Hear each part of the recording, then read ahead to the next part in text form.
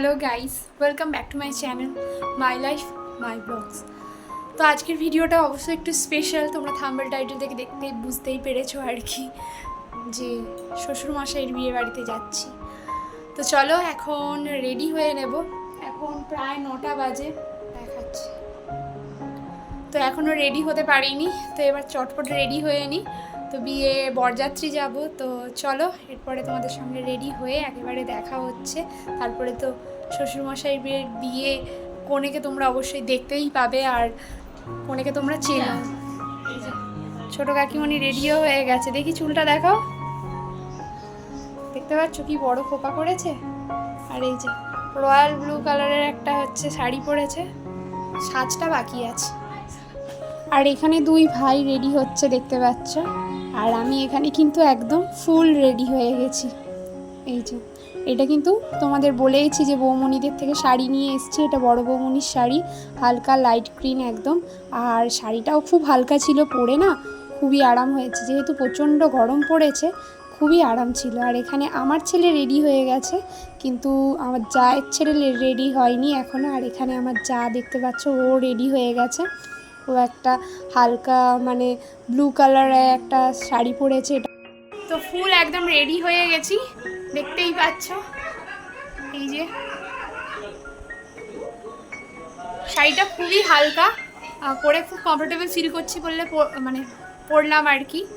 তো চলো এবার হচ্ছে বিয়েবাড়ি গিয়ে তোমাদের সঙ্গে দেখা হচ্ছে। আমরা হচ্ছে স্কুটি করে যাচ্ছি, ওরা স্কুটিতে যাচ্ছে, আমরা বাইকে যাব হয়তো। তো চলো গিয়েই দেখা হবে তোমাদের সাথে।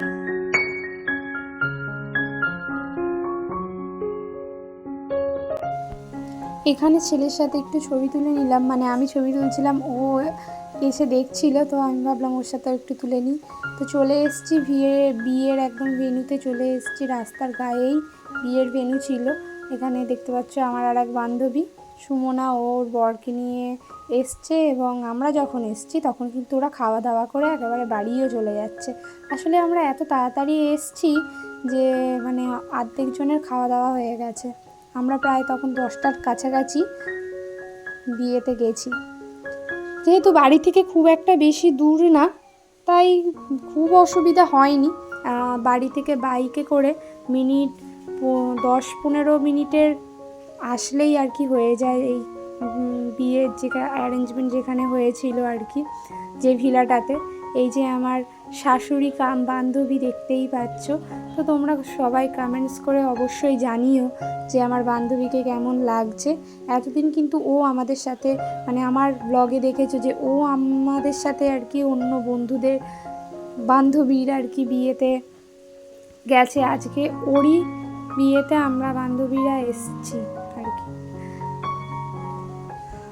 তো এখানে মোটামুটি 10টার সময় এসে ওর সাথে কিছু ছবি তুলে নিয়ে আমরা চলে গেছি পকোড়া স্টলে। পকোড়া প্লাস আইসক্রিমের স্টলে আমরা খাচ্ছিলাম পকোড়া, আর আমার ছেলে আর আমার হাজব্যান্ড খাচ্ছিল কুলফি।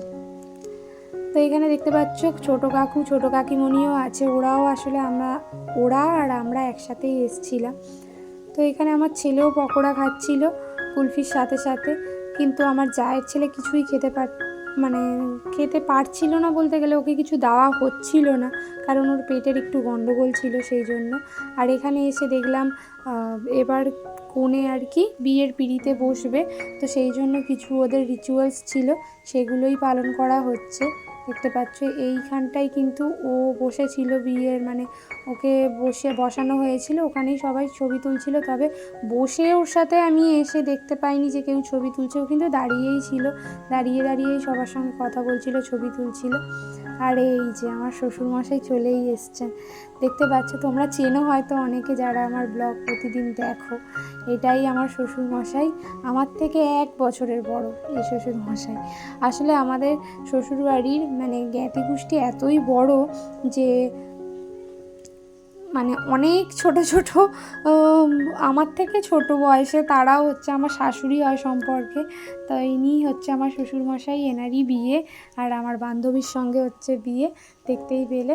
আর আমার বান্ধবী কিন্তু স্কুল টিচার, ও এইবারেই হচ্ছে পেয়েছে প্রাইমারিতে চাকরি। আর এখানে আমাদের মোটামুটি বাড়ির সবাই আছে, দেখতে পাচ্ছ। এই যে বাড়ির হচ্ছে মেয়েরা এটা হচ্ছে বাড়ির বৌমা। ও আবার আমার শাশুড়ি মা হয়, কিন্তু আমার থেকে ছোট 3 বছরের। একটু আগেই বললাম না যে জ্ঞাতি গোষ্ঠী এইটাই আমার শাশুড়ি মা হয় সম্পর্কে, কিন্তু আমার থেকে বয়সে ছোট, ভাবো। আর এই যে আমার 2 খুড়তুতো ননদ, মামাতো ননদ আর খুড়তুতো ননদ, পাশেই আর একজন শাশুড়ি মা ছিল, সেও আমার বয়সী আবার।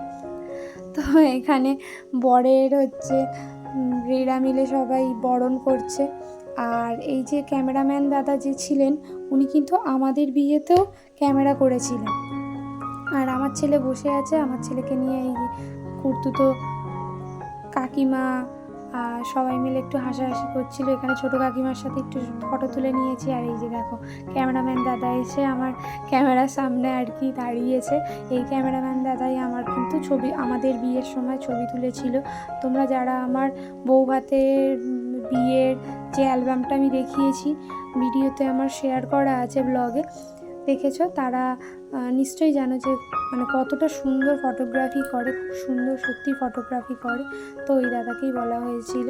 আর এখানে এবার শুভদৃষ্টি হবে, মোটামুটি বিয়ের রিচুয়ালসগুলো শুরু হয়ে গেছে, দেখতে পাচ্ছ। এখানে সেই আবার বর বউকে উপরে তোলা হচ্ছে। তো প্রত্যেকবারের মতো এবারেও কিন্তু হচ্ছে কনে কিন্তু ভয় পেয়ে গেছিলো, মানে আমার বান্ধবী দেখো প্রায় শুয়েই পড়েছে। আর সত্যি এই টাইমে কিন্তু যেহেতু আমরা শাড়ি পরে থাকি সিল্কে, তো কিন্তু ভয় ভালোই লাগে পড়ে যাওয়ার। আর দেবাশিস অনেকটা লম্বা বলে ও তো একদম উপরে উঠে গেছে একটু জায়গাতেই, কিন্তু জয়ন্তী ভয়ে একদম মানে শুয়ে পড়েছিল। এখানে শুভদৃষ্টি হচ্ছে। এই খানিক্ষণ পরেই কিন্তু আমরা খেতে চলে যাব। আর ভিলাটা না অনেকটা বড়।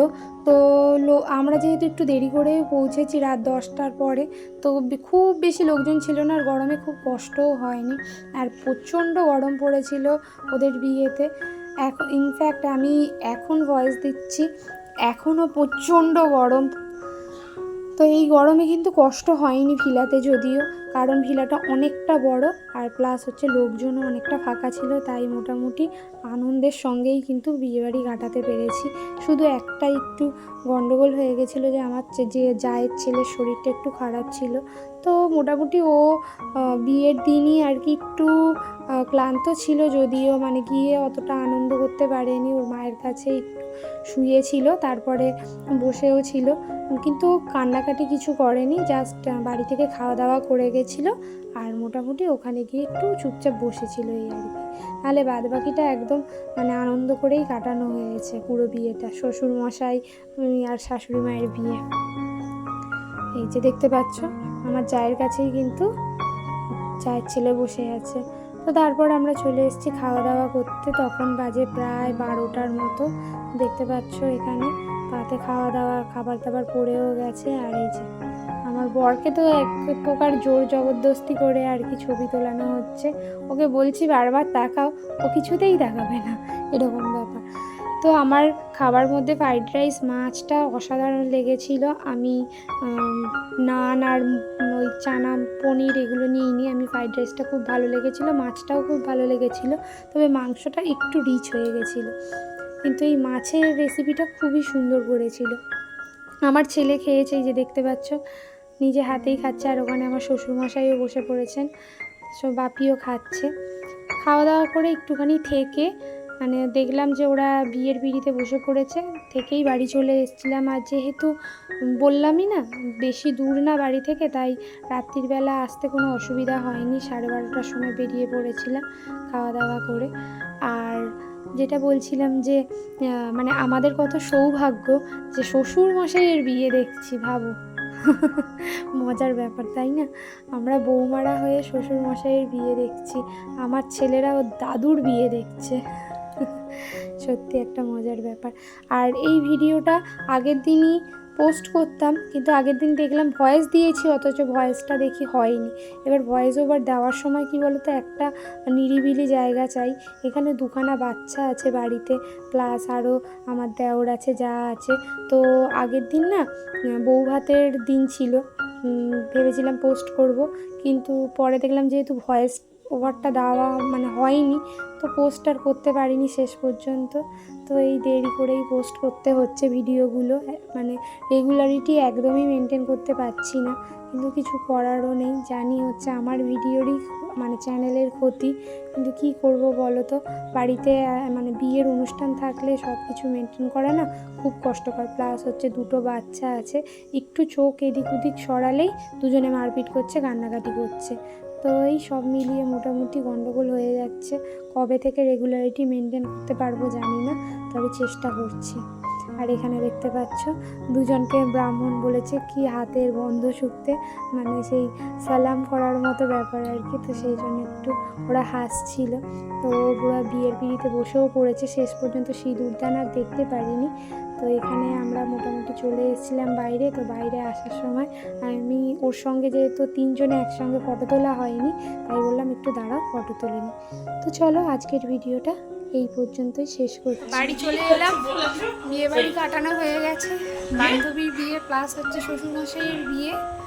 তো কালকে আবার ও আসবে, তখন আবার ভিডিও করব, তোমরা সেটাও দেখতে পাবে। তো চলো এবার হচ্ছে ফ্রেশ হওয়ার ব্যাপার আছে। তো ফ্রেশ হয়ে নিই, অনেক কষ্ট করে সেজে গুজে গেছি, আবার কষ্ট করে হচ্ছে সব মেকআপ তুলতে হবে। তো চলো আজকের মতো এই পর্যন্তই, টাটা, গুড নাইট, সবাই ভালো থেকো, সুস্থ থেকো, টাটা।